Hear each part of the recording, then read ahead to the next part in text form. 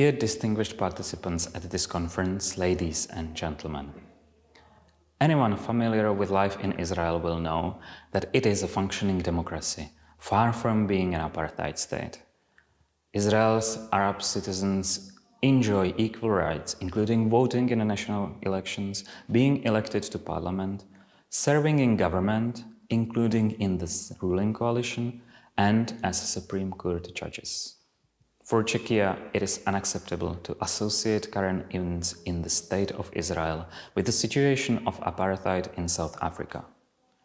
We consider this both a misunderstanding of completely different historical and political context and an open anti-Semitism that needs to be combated. The suffering of innocent South Africans living under the apartheid regime was unique, and the attempts to apply the same label to Israel trivializes that history and is totally unacceptable. Czechia has been a leading voice within the European Union in strengthening the ties between the EU and the Jewish state.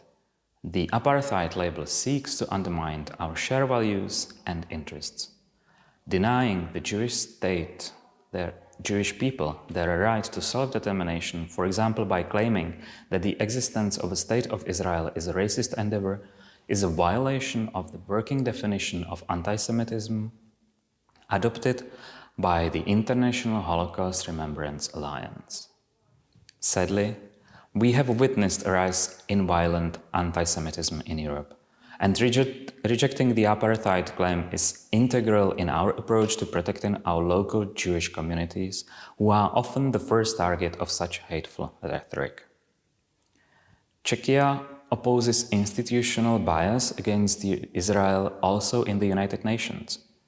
Such bias is currently exemplified by the first report of June 7, 2022 in the Human Rights Council's Commission of Inquiry. We fear that such initiatives are designed to facilitate investigations of Israelis by the International Criminal Court.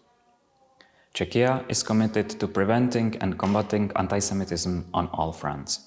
Right now, we are working on the Czech national strategy for combating anti-Semitism.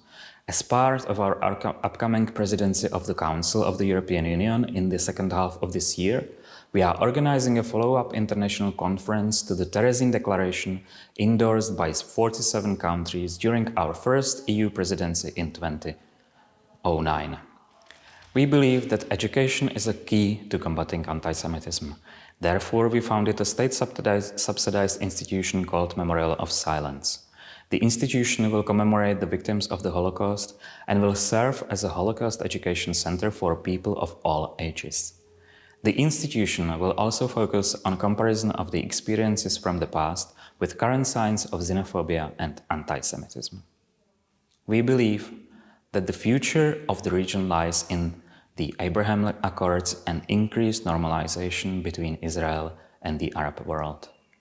We are committed to a directly negotiated two-state solution of the Israeli-Palestinian conflict and support an initiative that would lead to a just and lasting peace between Israelis and Palestinians. We believe in a course where bridges are built and gaps are narrowed. There is no place for an apartheid label in our views. Like any country, Israel is not perfect and can be legitimately criticized for its actions. But claims of apartheid are not about questioning specific policies, but challenging the idea of the Jewish state as such. The future of coexistence between Israelis and Palestinians is in the hands of both sides. They need to show goodwill for their coexistence while demonstrating humility and understanding for each other's aspirations. Thank you, and I wish you to have a fruitful discussion.